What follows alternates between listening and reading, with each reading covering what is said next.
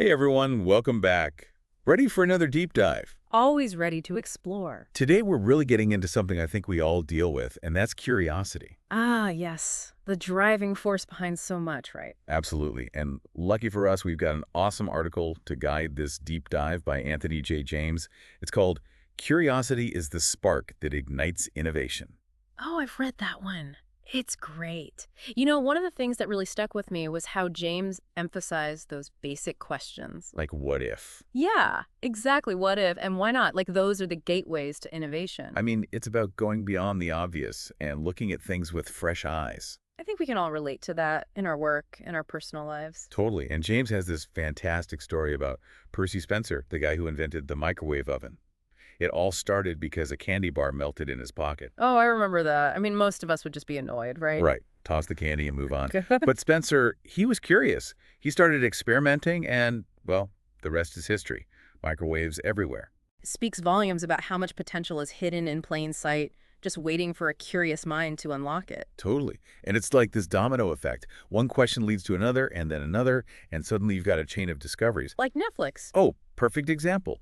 Started with DVD rentals, but they just kept asking, what if? What if we stream movies? What if we make our own content? And look at them now, an entertainment giant. All those what ifs really paid off. It's amazing. And this domino effect, it's not just for businesses or inventions, it's for every aspect of life, really. It's how we learn, how we grow. That initial spark of curiosity can lead us down some incredible paths. Absolutely. So how do we create a culture of curiosity, not just in our own lives, but in our organizations, in our teams? Because let's be real, sometimes work can be a total creativity killer. 100%. Right. So much emphasis on the right answer, on doing things by the book. It's like curiosity gets stifled. But in the article, Anthony J. James, he really emphasizes psychological safety. Creating a space where it's okay to ask those wild questions, to challenge the way things are. Exactly, where you can brainstorm freely without the fear of judgment. I feel like that's where the magic happens. That reminds me of those brain trust sessions at Pixar. It's all about constructive feedback and collaboration, and they've made some of the best animated films ever. It proves how powerful it can be to bring together diverse perspectives to really value that back and forth. And it all comes back to what James is saying. It's about celebrating the questions. Not just rewarding the right answers. Yeah, it's recognizing that even a wrong question can lead to something groundbreaking. Absolutely. But, and this is something I struggle with, how do you balance exploration with actually getting things done? I mean, you can't just wander around asking what if all day. That's such a good point, and James does address that. It's about striking a balance between that wide-eyed exploration and focused execution, asking the right questions at the right time. So like during brainstorming, those what if questions are key, right?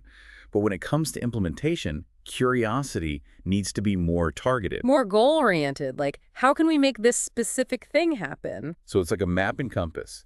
Curiosity sets the direction, but you need a plan to actually get there. Right. Otherwise, you get lost in this sea of possibilities. Exactly. And sometimes, even if you don't reach that destination, the journey itself is super valuable. Exploring new territories can lead to unexpected insights that shape our future, even if we don't have all the answers right away. It's like those truly curious minds, they find joy in the process.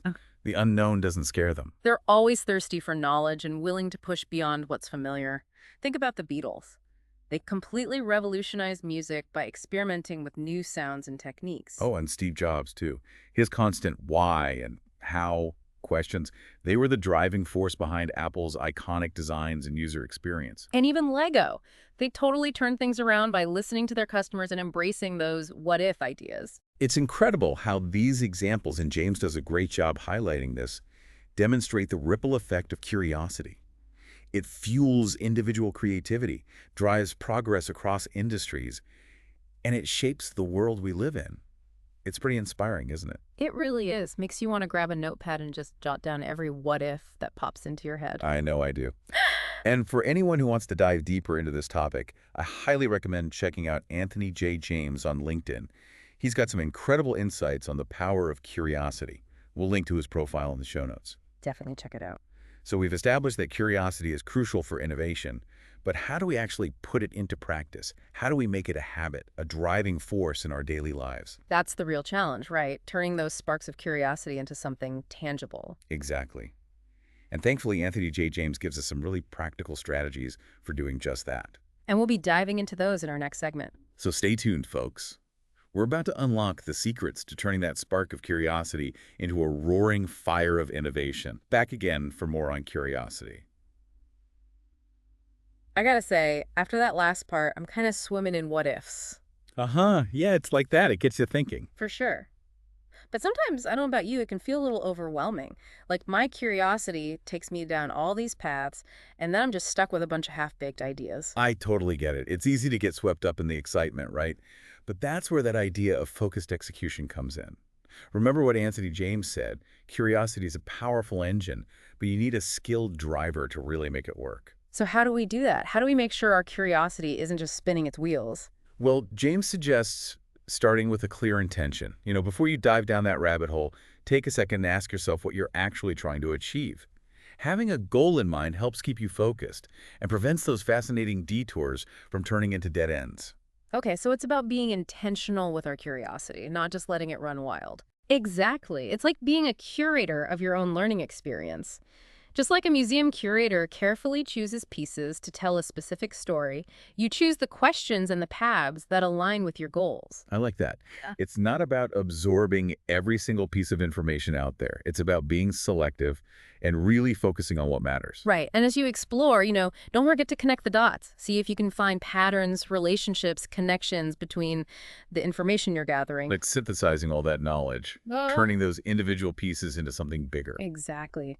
That's where true understanding comes from. And that's where innovation really happens. Oh, and here's a tip that I learned from James that I use all the time. Write things down. Oh yeah, like taking notes. Yeah, notes, sketches, voice memos, whatever works for you. The important thing is to capture those fleeting thoughts and insights before they vanish into thin air. I was so bad at that. It's like my brain's a sieve sometimes. Haha. We've all been there, but it's really worth it. And hey, don't underestimate the power of sharing your discoveries with others too. Talk about your ideas, get feedback, brainstorm together. Bouncing those ideas off someone else can lead to some incredible aha moments. It's like that saying, iron sharpens iron, right? When we engage with others, it helps us refine our own thinking. Absolutely. And it opens us up to new perspectives we might not have considered on our own. Collaboration is key to fueling that cycle of curiosity and innovation.